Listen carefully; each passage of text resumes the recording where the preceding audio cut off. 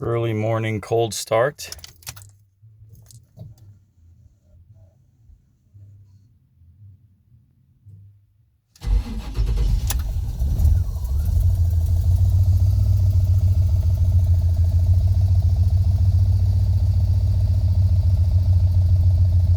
Cold oil pressure.